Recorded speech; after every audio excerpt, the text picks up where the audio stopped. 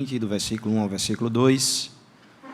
Texto muito conhecido, certamente você já teve a oportunidade de ler os 10 mandamentos, e ao fazer essa leitura, você deve ter se deparado com esse prefácio. Nós vamos fazer a leitura então, pedir a graça de Deus em oração, e rogar ao Senhor que fale ao nosso coração apenas nesses 2 versículos. O texto assim nos diz: Então falou Deus todas estas palavras: Eu sou o Senhor teu Deus, que te tirei da terra do Egito, da casa da servidão.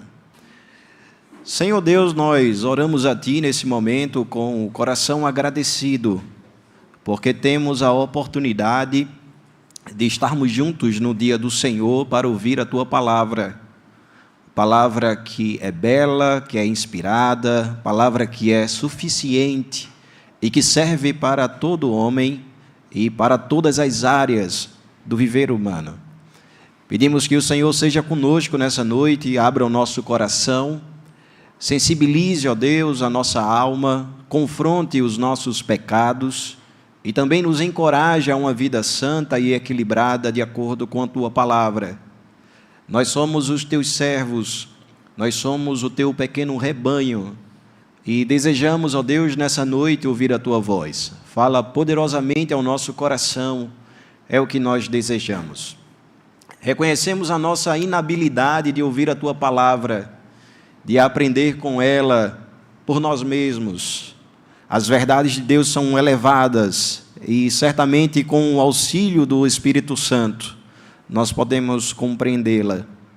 Para o ímpio a Tua palavra é loucura, para nós é o poder de Deus. Por isso, suplicamos a Ti, Senhor, que fale ao nosso coração. Nós te oramos e Te agradecemos em nome de Jesus. Amém. Os irmãos podem se assentar, manter a sua Bíblia aberta.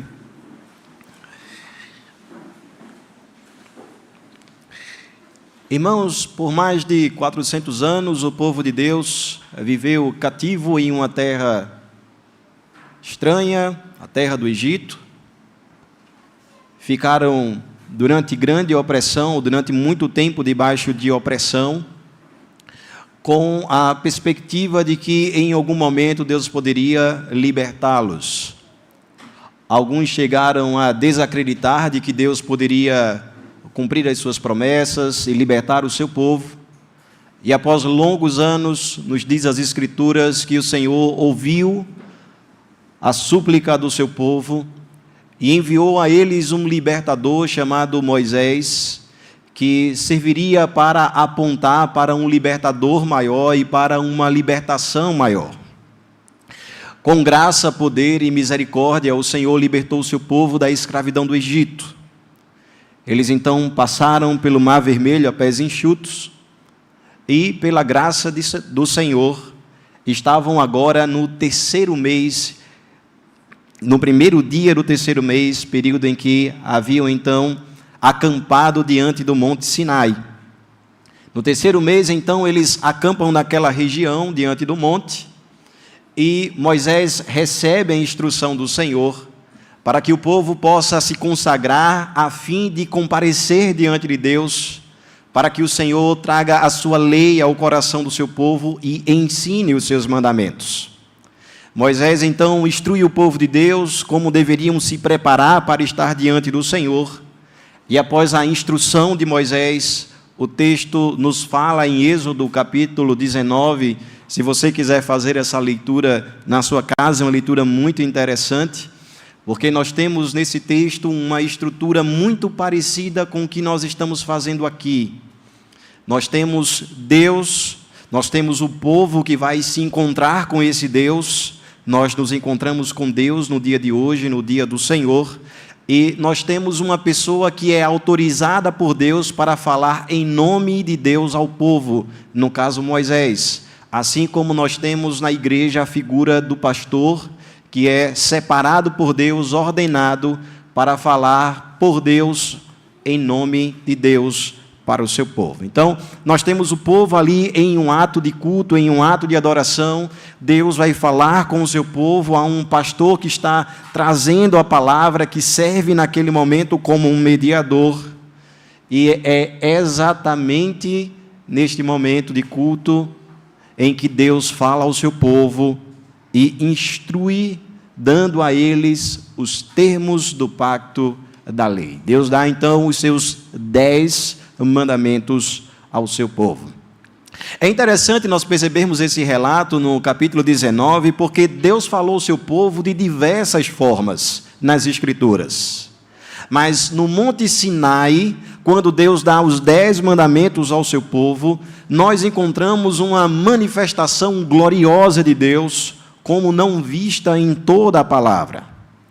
Em Deuteronômio capítulo 5, versículo 4, Moisés chega a declarar: face a face Deus falou conosco, no monte, no meio do fogo, diretamente ao povo.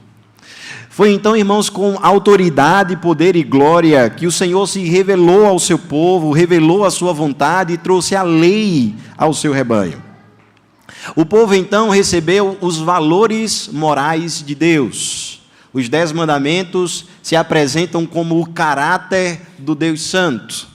Percebam, irmãos, que nós não temos nas Escrituras a descrição da imagem de Deus. Deus é Espírito. E o texto nos diz: importa que os seus adoradores o adorem em espírito e em verdade. Mas esse Deus que não se revelou em uma forma, ele se revela por meio do seu caráter. Se nós nos perguntarmos quem Deus é, nós não diremos: Deus é um ser com 2 olhos, com 2 pernas, como nós somos. Mas nós podemos falar a respeito do seu caráter. Deus, ele é santo, ele é perfeito, ele é justo, ele é amoroso, ele é imutável. E por que nós podemos falar sobre o ser de Deus? Porque nos 10 mandamentos, assim como em outros trechos das Escrituras, Deus revela quem é e revela o seu caráter. Sendo assim, nós podemos conhecer a pessoa de Deus. Então, naquele dia, Deus revela o seu caráter ao seu povo e nos mostra explicitamente nos 10 mandamentos como nós devemos nos relacionar com Deus e como nós devemos nos relacionar com as pessoas. Os 4 primeiros mandamentos nos ensinam claramente como nós devemos nos relacionar com Deus. Os demais mandamentos, a segunda tábua da lei, nos fala a respeito de como nós devemos nos relacionar com os nossos semelhantes. Deus revela o seu caráter e Deus nos mostra como viver diante dele e como viver para servir o seu povo e as demais pessoas. Sendo assim, irmãos, nessa noite, nós não ouviremos uma exposição completa dos 10 mandamentos, mas ficaremos com um prefácio que é, de fato, muito importante para entendermos a necessidade de obedecermos à lei de Deus. Nós vamos dividir o nosso texto em 2 partes. No primeiro versículo, nós ouviremos a respeito de que nós temos nos 10 mandamentos a palavra do Senhor. Na segunda parte, no versículo 2, nós ouviremos a respeito da razão de obedecermos à lei de Deus. O primeiro versículo nos diz assim: então falou Deus todas estas palavras. Irmãos, nós temos o preâmbulo escrito por Moisés, indicando que foi Deus que falou todas estas palavras. O profeta Isaías, no capítulo 2, versículo 3, diz que muitas nações irão ao Senhor, e essas nações dirão: vinde e subamos ao monte do Senhor, à casa do Deus de Jacó. E aí nos diz o profeta: para que nos ensine os seus caminhos e andemos por suas veredas, porque de Sião sairá a lei e a palavra do Senhor de Jerusalém. Perceba que há o reconhecimento do profeta Isaías de que a lei vem de Deus. E esse reconhecimento certamente é proveniente daquilo que Deus já havia revelado. A sua palavra, os seus mandamentos, é a palavra de Deus. Diferentemente do que algumas pessoas podem imaginar, por exemplo, os teólogos liberais, eles vão declarar que a palavra de Deus, ou que as Escrituras contêm a palavra de Deus. Nós declaramos expressamente que o que nós temos em nossas mãos, o que nós conhecemos por meio da graça de Deus, de Gênesis a Apocalipse, nós temos a palavra de Deus, a revelação do próprio Deus, nós assim cremos como Ele nos anuncia. Então, perceba que antes de dar os mandamentos, muito claramente Moisés fala ao povo de que essas são as palavras de Deus. Assim como ele também declara em Deuteronômio, capítulo 31. É interessante, irmãos, porque o termo palavra que nós encontramos na nossa Bíblia em português, ela pode ser usada com diversos fins, mas normalmente quando ela é empregada nas Escrituras fazendo referência a Deus, a palavra nos fala a respeito dos mandamentos de Deus. Não de qualquer expressão, não de qualquer produção literária, mas o texto faz menção à própria lei de Deus. Portanto, é evidente que a palavra do Senhor são os seus mandamentos, como o texto aqui declara. É a majestade dos céus e da terra que regula o nosso relacionamento com a divindade e com os nossos semelhantes. O que Moisés quer falar ao povo de forma introdutória nesse preâmbulo é que são as palavras de Deus que estão sendo ditas. Por que nós deveríamos ouvir essas palavras? Porque todas as palavras contidas nos 10 mandamentos, em toda a lei de Deus, vêm do próprio Deus. Irmãos, a voz de Deus é a única que tem poder e autoridade sem a necessidade de ser legitimada pelos homens. Ela não precisa ser validada, ela não precisa ser atualizada. A palavra de Deus, ela é sempre atual a nós, ela é sempre verdadeira. Os mandamentos de Deus são preciosos, são claros, são suficientes. São estas as palavras que estão sendo ditas. E o prefácio tem, irmãos, como objetivo nos ensinar que quando o rei fala ao seu povo e a sua lei é declarada, nós devemos total lealdade, porque a palavra de Deus, ela é inquestionável. Nós podemos questionar os homens, a sua produção literária, científica, nós podemos questionar os políticos, nós podemos questionar as pessoas que estão dentro da nossa casa, mas a palavra de Deus está acima de qualquer questionamento. Portanto, devemos ouvir com atenção o que o Senhor nos diz nos 10 mandamentos. O texto inicia: todas estas palavras foram ditas pelo Senhor. Na liturgia, nós lemos versículos do Salmo 119, que é um paralelo do versículo ou do capítulo 19 do livro de Salmo. E tanto no capítulo 19 como no capítulo 119, nós temos o objetivo de mostrar a superioridade da palavra, a sua preciosidade, o fato de que ela é inquestionável, o fato de que ela é mais preciosa do que o ouro e muito, muito mais preciosa do que o ouro depurado. E o salmista vai se desgastar tanto no Salmo 19 como no Salmo 119 para nos falar da grandeza e da superioridade da lei de Deus. Mas por que, irmãos? Porque o povo diante de Deus no Sinai e nós nessa noite precisamos ser lembrados de que todas essas palavras são palavras de Deus. Deus estava anunciando a lei que havia escrito no coração do homem, mas nós precisamos lembrar, irmãos, de que o pecado desconfigurou o nosso coração. A nossa mente foi completa e drasticamente afetada pelo pecado. Nós deveríamos amar a palavra de Deus, nós deveríamos estimá-la sobre todas as coisas, nós jamais deveríamos questioná-la, mas por causa do pecado que há em nós questionamos a palavra de Deus, Nós nos esquecemos da palavra de Deus, nós desvalorizamos a palavra de Deus. Por essa razão, nós precisamos ser lembrados constantemente de que o que temos diante de nós é a própria palavra de Deus. A mente humana foi afetada pelo pecado. E como diz Paulo na carta aos Romanos, no capítulo 1, nós vivemos em um mundo de valores difusos. O homem, após a queda, vê a imoralidade como um padrão. Ele passa a odiar a palavra de Deus, ele passa a odiar a piedade. A palavra de Deus não passa de loucura para ele. É por essa razão que Paulo diz que o homem natural, o homem sem Deus, ele adora a criatura ao invés de adorar o Criador. E isso se tornou para ele um sinal de sabedoria, quando na verdade demonstra a sua tolice. Porque tolo é todo aquele que despreza a santa lei de Deus. Como diz Thomas Watson, os espíritos dos homens estão fermentados com o ateísmo e as suas vidas estão manchadas com a devassidão.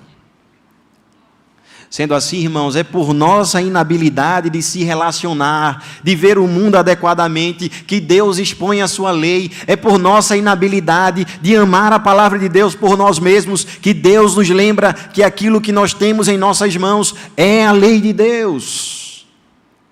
É por causa do pecado que há em nós e no mundo, que o Senhor precisa constantemente dizer: esta é a minha palavra.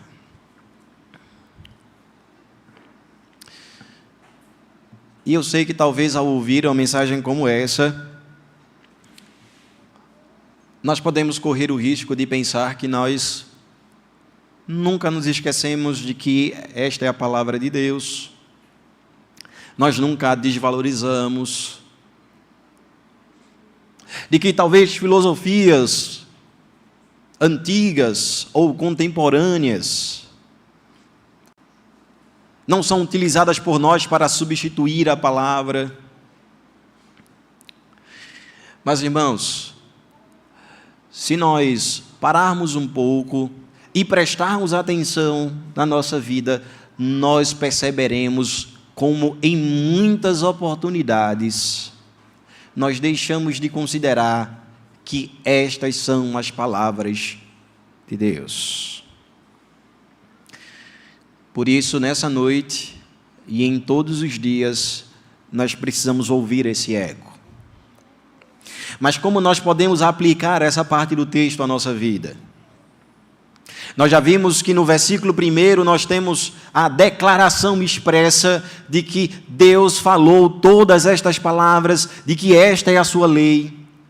E como nós podemos usar esse texto para servir ao Senhor, para viver uma vida piedosa? Irmãos, os ímpios declaram toda a sua rejeição à palavra de Deus.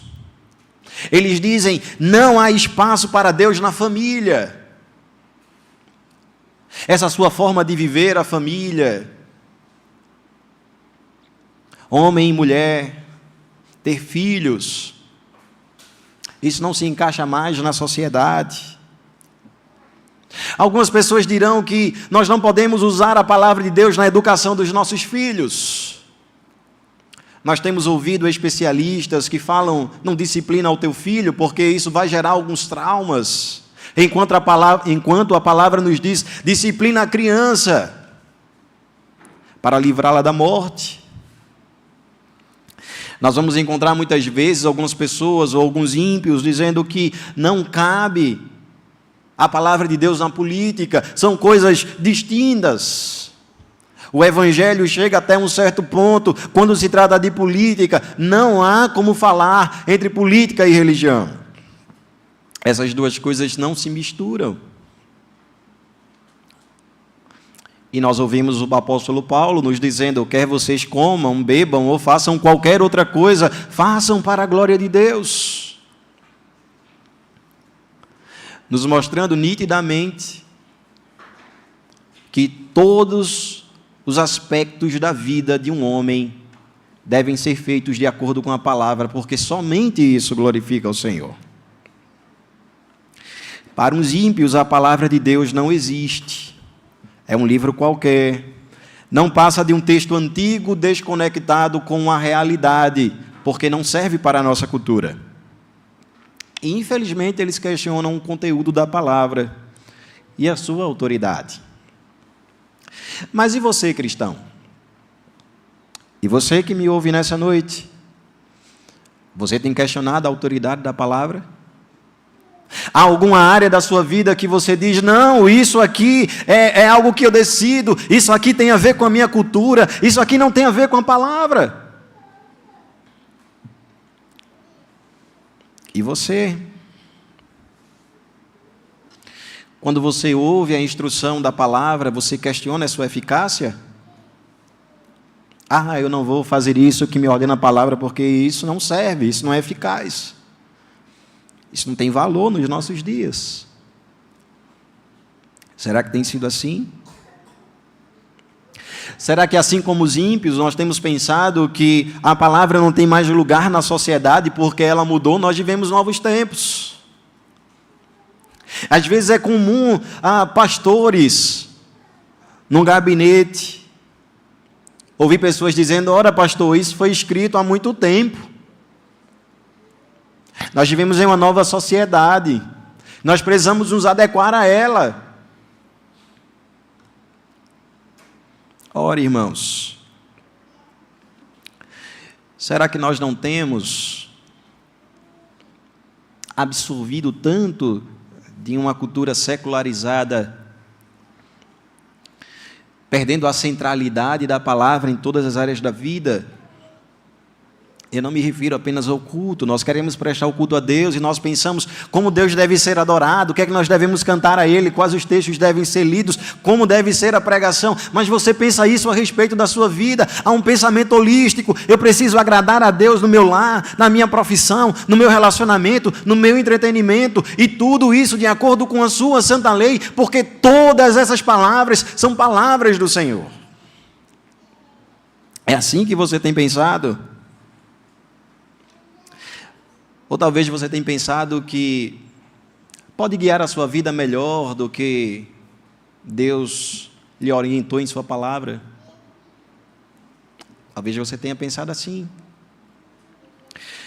Ou talvez você confie mais em si mesmo do que nas promessas de Deus. Irmãos, são formas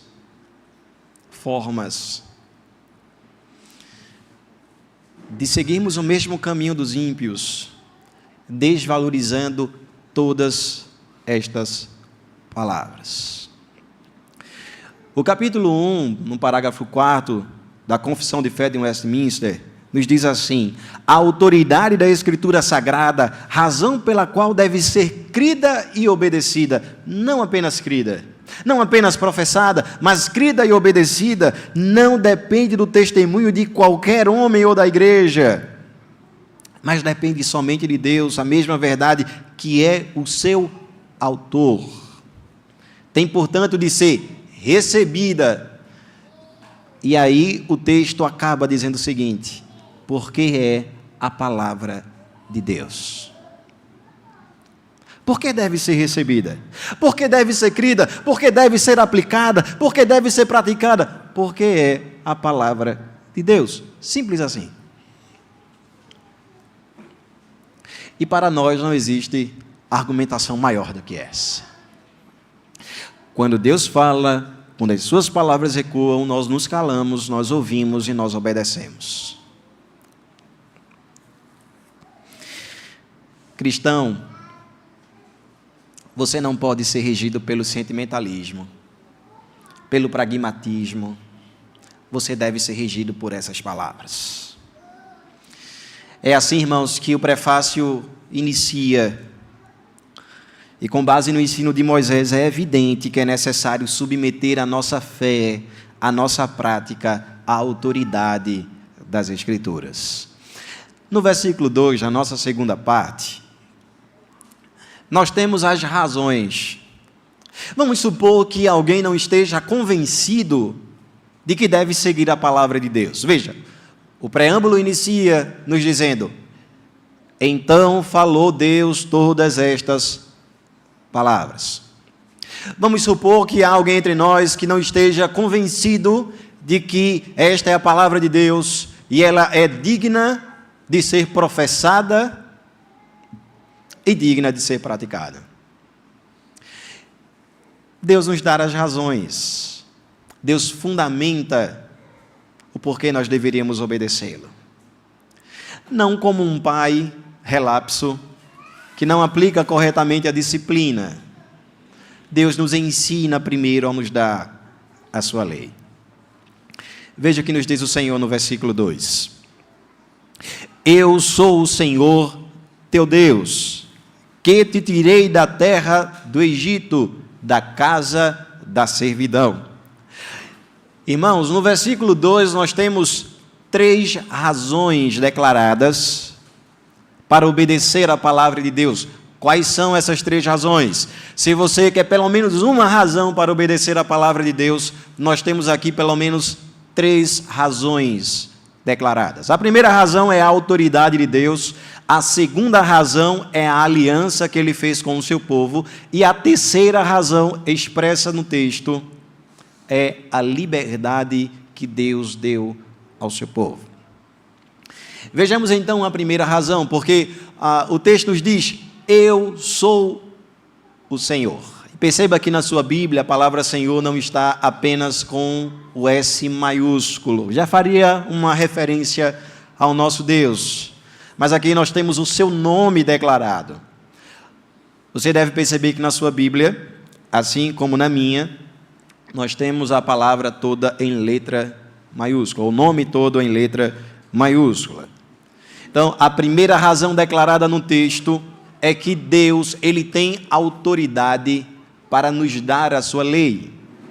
Uma criança, quando ela é exortada pelo seu pai, ela pode não reconhecer a sua autoridade, ela pode questioná-lo, ela pode dizer: quem é o Senhor para me dar a lei? Quem é o Senhor para me dar ordens? E aquele pai, claramente, ele vai dizer: eu posso lhe dar ordens, porque eu sou o seu pai. É isso que Deus está fazendo ao seu povo como primeira razão. Porque vocês devem me obedecer, porque vocês devem considerar que todas essas palavras são minhas, porque eu tenho autoridade para fazer isso. Veja que no versículo 2 o Senhor afirma a sua própria autoridade para a promulgação da lei. Nós poderíamos ler esse texto da seguinte forma: eu sou o Senhor que ordeno todas essas coisas. Eu não estou perguntando a sua opinião sobre o que eu estou falando para você. Nós não estamos fazendo um plebiscito para saber de que forma o evangelho ele deve ser praticado. Não é isso que o Senhor está fazendo com o seu povo. Eles estão ali para ouvir a voz de Deus, como nós estamos nessa noite. Eles foram encontrar o seu Senhor, e há ali um mediador, um pastor, falando de Deus para eles. E esse pastor está dizendo: a lei de Deus, ela é ordenada a nós. É por sua autoridade que nós obedecemos. É por isso, irmãos, é por isso que eu disse anteriormente que a palavra de Deus não pode ser questionada, porque Deus fala por meio de sua autoridade. A autoridade do Senhor pode ser percebida na utilização do seu nome aqui no texto. O nome de Deus foi dado a Moisés pela primeira vez no capítulo 3. E é novamente empregado aqui no Decálogo, para que fique claro a Israel que Deus não deve ser confundido com nenhuma falsa divindade. Lembram do que nos fala o salmista no Salmo 96? Porque os deuses dos povos não passam de ídolos. Eles não são nada, eles não têm valor, eles não podem falar a vocês, eles não podem resolver a sua vida, eles não perdoam pecados, eles não são nada.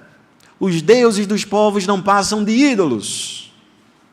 E o salmista diz: o Senhor, porém, fez os céus. É com esta autoridade que Deus está empregando o seu nome para que Israel não associe esse Deus com nenhum outro. Os deuses falsos, eles são desobedecidos. Quando eles são desobedecidos, não há punição, não há disciplina. Mas terrível coisa é desprezar a autoridade do Deus de Israel. Porque devemos obedecer? Porque Deus tem autoridade. É o próprio Deus que fala. Portanto, sendo Deus o único objeto da adoração, é a Ele que respondemos em obediência. A esse Deus autoexistente, independente, eterno, imutável. A este Deus que é a fonte de todas as coisas, por sua autoridade, Ele nos dá a sua lei. Irmãos, esta razão já deve nos fazer obedecer ao Senhor. Mas se houvesse alguém entre o povo de Deus ainda não convencido do porquê obedecer ao Senhor, nós temos uma segunda razão expressa no texto. Porque além da autoridade, o Senhor fala da aliança que fez com o seu povo. Eu sou o Senhor, Deus de toda autoridade. Eu sou o Senhor, o teu Deus. Em segundo lugar, Deus destaca a aliança que tem com o seu povo.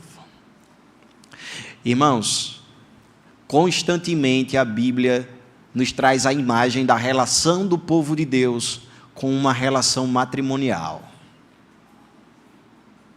Mas eu quero dizer que, em um certo sentido, o matrimônio que Deus faz com o seu povo é completamente diferente do relacionamento, do matrimônio que nós temos entre os homens. Porque quando nós estabelecemos uma aliança com o nosso cônjuge, nós fazemos isso em comum acordo. Pelo menos deve ser assim. Quando um jovem toma uma moça para casamento, ele entra em um acordo com ela e eles se casam. Eles fazem uma aliança diante de Deus e diante dos presentes, até que a morte os separe. Ora, irmãos, a aliança que Deus fez com Israel foi uma aliança unilateral. Deus resgatou Israel quando eles eram certamente fracos, impotentes, desprezadores de Deus. Deus decidiu antes da fundação do mundo tomar o seu povo para ser o seu Deus. Eu sou o Senhor teu Deus. O que Deus está dizendo é: eu fiz com vocês uma aliança. Não foi porque vocês queriam, foi porque eu quis que fosse assim. Há um outro aspecto diferente, irmãos, em relação a essa aliança que Deus tem conosco, da aliança que um homem tem com uma mulher. Porque a aliança que um homem tem com uma mulher pode ser violada. O divórcio, infelizmente, acontece em nossa sociedade e muitas vezes dentro da própria igreja. Algo que não deveria acontecer, porque o divórcio é dureza de coração. Mas quanto ao Deus de Israel, nós temos uma aliança que não pode ser violada, ela não pode ser quebrada, porque tem Cristo como o fiador. Há uma diferença. E para aqueles que não violam, não rompem o casamento aqui, sabem que a morte vai dar um fim ao matrimônio. Mas quando nós pensamos no relacionamento de Cristo conosco, na aliança que Ele fez com o seu povo, nós somos levados a considerar o aspecto de que esta é uma aliança eterna. Farei uma aliança com meu povo, para ser eternamente o seu Deus. É importante, irmãos, dizer também que esta é uma aliança que nós não fazemos com Deus com base na nossa força. É fruto da livre graça de Deus e não das nossas obras. Ninguém alcançou a Deus por sua habilidade, ninguém alcançou a Deus por sua tradição religiosa, ninguém alcançou a Deus pelo seu conhecimento teológico. O apóstolo Paulo nos fala muito claramente em Efésios capítulo 2, quem nós éramos: escravos do pecado, vivendo segundo o curso do nosso coração, até que o apóstolo Paulo diz que Deus se apiedou de nós. E antes da fundação do mundo, pela obra de Cristo, não pela nossa obra, Ele fez conosco uma aliança. Como nos diz o profeta Jeremias, no capítulo 32, versículo 40, farei com eles aliança eterna, segundo a qual não deixarei de lhes fazer o bem, e porei o meu temor no seu coração, para que nunca se apartem de mim. Irmãos, quem é o agente? É Deus. Farei com vocês uma aliança, não vou deixar de fazer o bem, porei o meu temor em vocês. Deus é que faz todas as coisas. É o Senhor da salvação. É por Ele, por meio dEle, que nós somos o povo da aliança. Deus então dá a segunda razão. Por que vocês devem me obedecer? Porque eu casei com vocês, eu fiz uma aliança com vocês. Povo de propriedade exclusiva, vocês me pertencem. A terceira razão, irmãos, é expressa no final do versículo 2. Eu sou o Senhor teu Deus, que te tirei da terra do Egito, da casa da servidão. Em terceiro lugar, a obediência, ela é declarada por meio da gratidão. Nós vamos nos identificar com essa razão, porque todo pai faz algo muito semelhante com os seus filhos. Quando os nossos filhos não querem estudar, nós dizemos para eles: eu tenho investido muito em você. Não é pouco dinheiro que eu tenho desembolsado para que você possa ter uma boa educação. Eu tenho gasto tempo com você. E nós falamos dos investimentos que nós fazemos para os nossos filhos, para sensibilizá-los, a fim de que eles sejam gratos, e que por meio dessa gratidão, eles possam dar uma resposta de obediência. É o que Deus está fazendo com o seu povo. Mas diferente de nós, Deus não está suplicando. Nós fazemos isso como uma súplica. Nós tentamos sensibilizar o coração do filho por meio da gratidão. O que o Senhor está dizendo é que eles têm obrigação de serem gratos. Eu sou o Senhor teu Deus. Se não é suficiente a autoridade, se não é suficiente a aliança, lembrem de quem vocês eram, lembrem de onde vocês estavam. A libertação do Egito, ela é usada no Pentateuco muitas vezes para justificar a obediência. Vocês vão entrar na terra prometida, terra boa, terra que emana leite e mel, mas lembrem-se do que fizeram os pais de vocês. Eles foram desobedientes, eles desconsideraram a graça de Deus, eles desconsideraram o seu poder, eles esqueceram do Senhor, mesmo com uma libertação tão poderosa. Não façam como eles.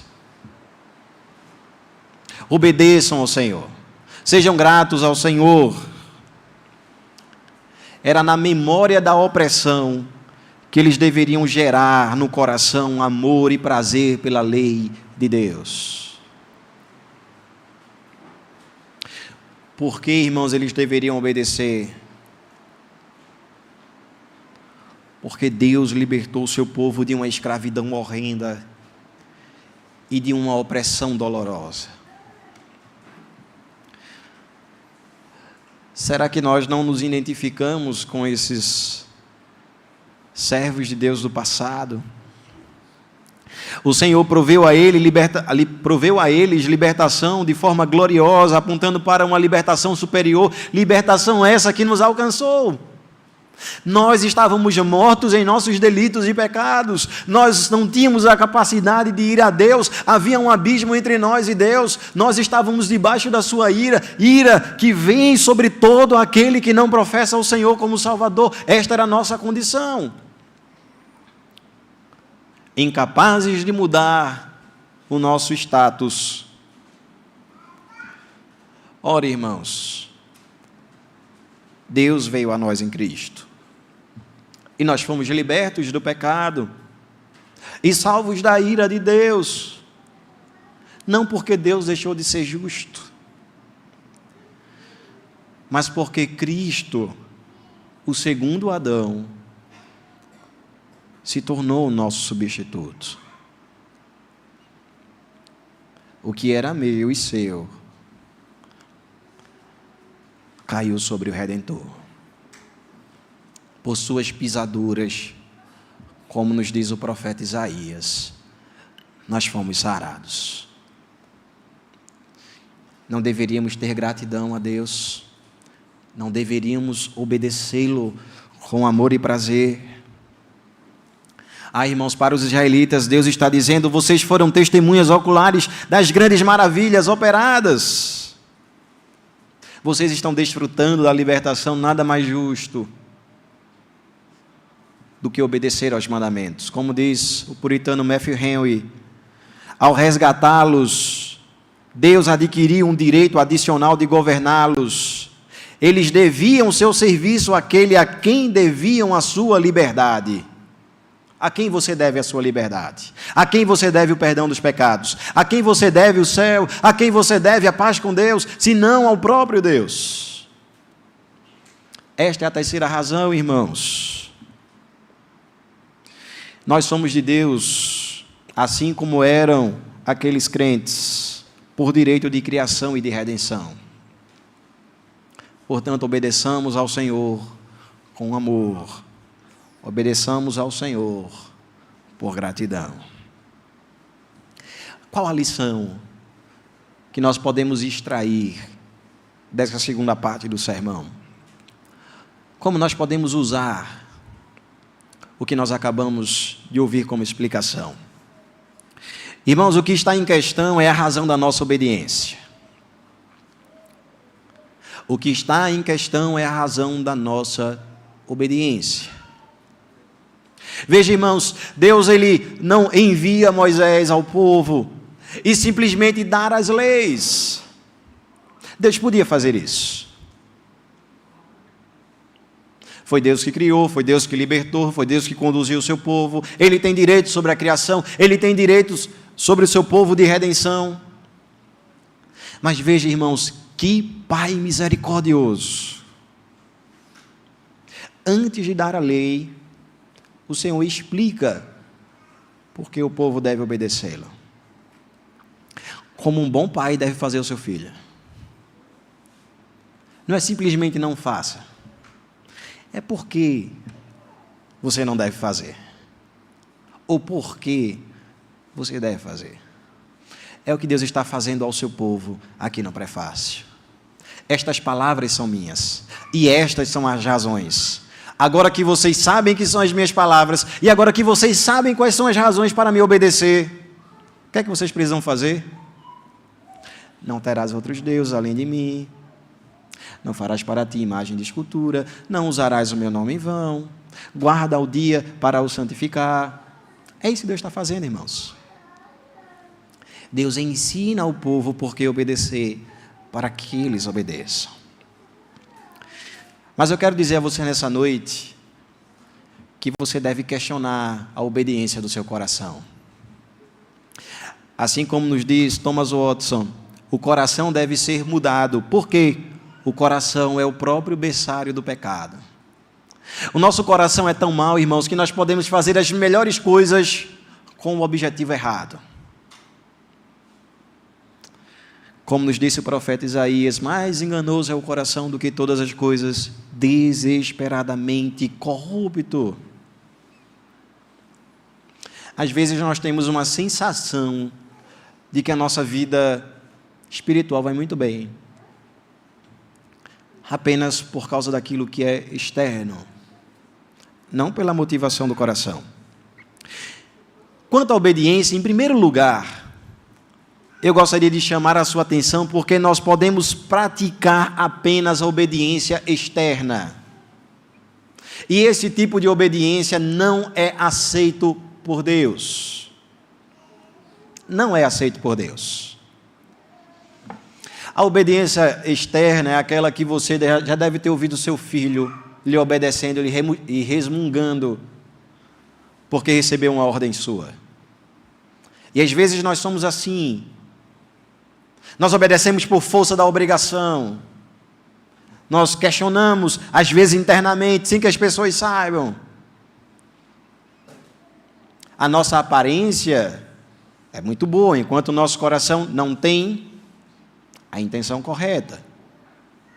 Mas nós precisamos lembrar, irmãos, do ensino de Cristo no Sermão do Monte.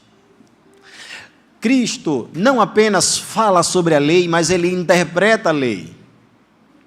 E ele diz assim: se você olhar para uma mulher com olhos impuros, no seu coração você já pecou. Mas os fariseus diziam: não é assim. Você só comete o adultério se você concretizar.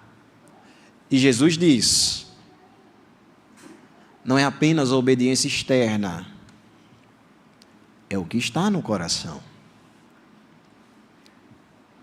E eu te pergunto, você só tem obedecido externamente? Talvez só na frente do seu pai, as crianças que estão aqui presentes? Ou na frente do patrão, aqueles que já trabalham? Quando o seu superior chega, você prontamente se coloca à disposição para servir, demonstra vigor no seu serviço.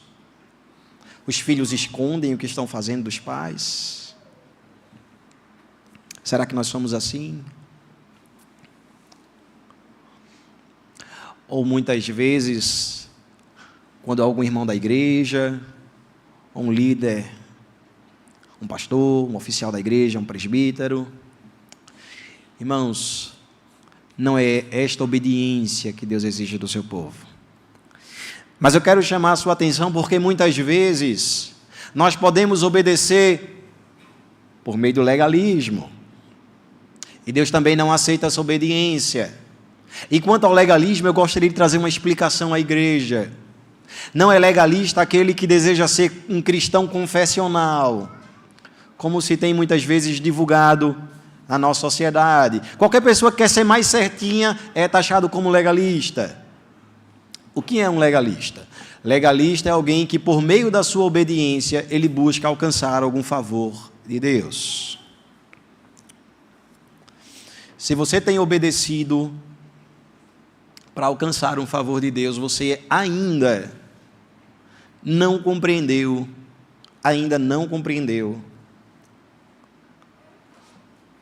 o Evangelho corretamente. Irmãos, nós obedecemos porque nós já temos o favor de Deus. Porque Deus já tem operado no nosso coração. Nós obedecemos porque Deus executa em nós o querer e o realizar segundo a sua boa vontade. No Evangelho da prosperidade, as pessoas doam, as pessoas enchem os prédios, elas fazem alguns exercícios que são ensinados por seus líderes. E elas buscam, por meio de uma obediência, por meio de suas próprias obras, alcançar algum favor. Não é essa obediência que Deus requer do seu povo. Irmãos, não seremos mais abençoados porque somos obedientes. Nós somos abençoados pela obediência de Cristo. Sem obediência de Cristo, qualquer bem que você recebesse não teria o valor que tem para você hoje, porque Cristo é a razão e o propósito de todas as coisas. Nós devemos obedecer, irmãos, porque já fomos alcançados pelo maior bem que um homem pode obter, que é Cristo o Salvador. Em terceiro lugar, repudie qualquer tentativa de hipocrisia. Às vezes nós queremos obedecer ou trazer uma obediência externa para que as pessoas nos observem, para que elas reputem a nós como grandes pessoas, de grande espiritualidade. E o nosso Senhor nos diz: guardai-vos de exercer a vossa justiça diante dos homens, com o fim de seres vistos. Por quê, irmãos? Porque aquele que busca o louvor dos homens já tem a sua recompensa. E qual é a recompensa do louvor dos homens? Uma tapinha nas costas, um elogio qualquer. Mas vocês devem saber que as grandes personalidades Pessoas que fizeram coisas úteis nesse mundo já foram esquecidas. E se você busca uma obediência apenas para que as pessoas possam lhe observar e reputar você como um grande cristão, saiba que você vai ser esquecido e essa é a grande recompensa que você terá. Nós fazemos o que fazemos porque fazemos para o Senhor e nós sabemos que dele vem a nossa recompensa.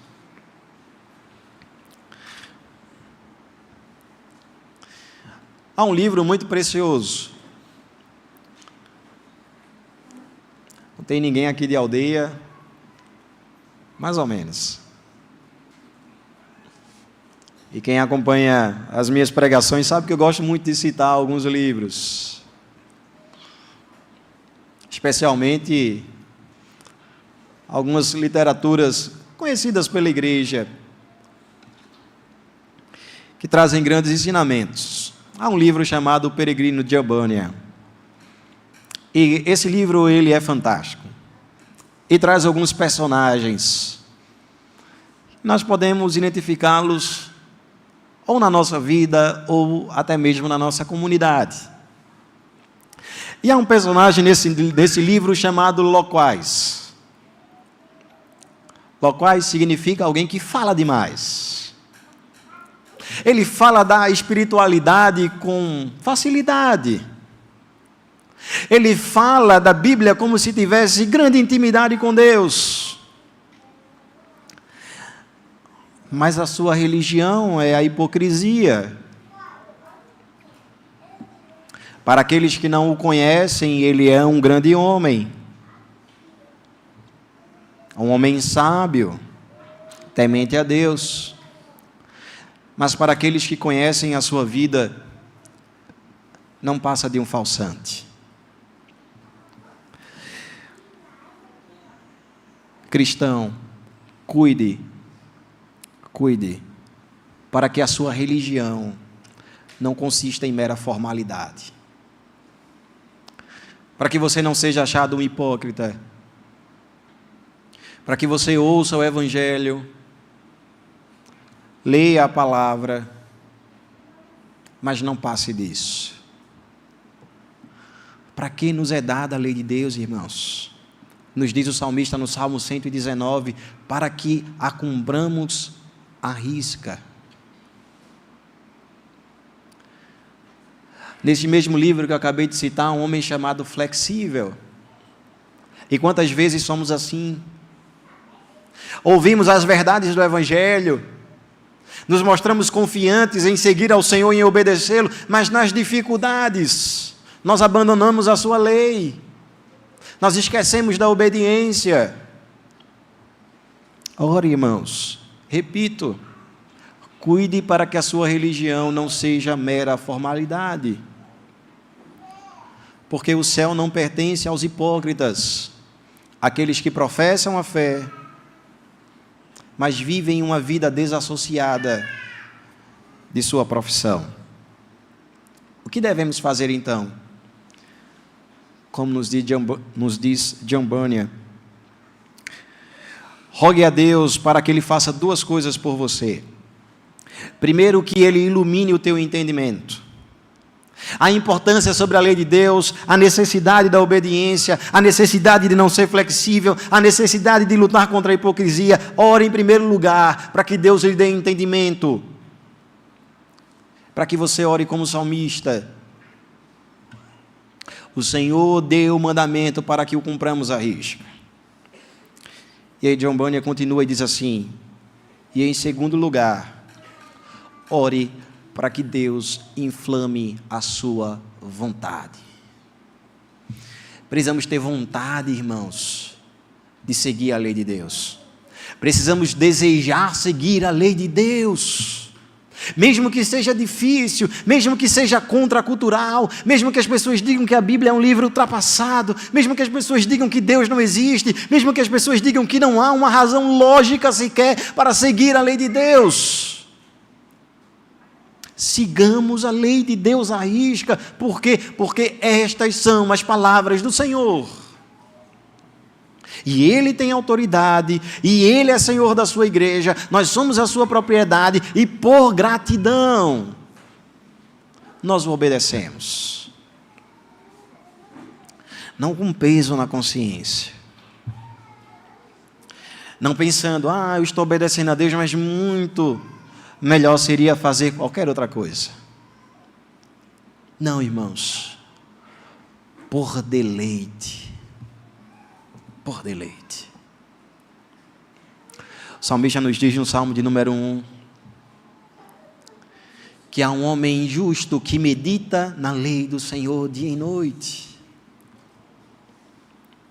Ele é como árvore plantada junto a ribeiros de águas, que no devido tempo dá o seu fruto, a sua folhagem não murcha, e tudo quanto ele faz será bem sucedido. O que é isso, irmãos? Isso é uma vida de santificação, de obediência, não apenas de conhecimento teológico da lei de Deus. Assim como vocês, na liturgia da igreja de aldeia, passamos anos recitando o credo apostólico. E eu sempre perguntava aos irmãos da igreja, o que é que isso significa para você? Qual a implicação que isso tem na sua vida? Nós podemos ouvir as doutrinas, nós podemos repetir as doutrinas, nós podemos até ensinar aos outros as doutrinas, sem ao menos obedecer às doutrinas ensinadas na palavra. Que a sua vida não seja infrutífera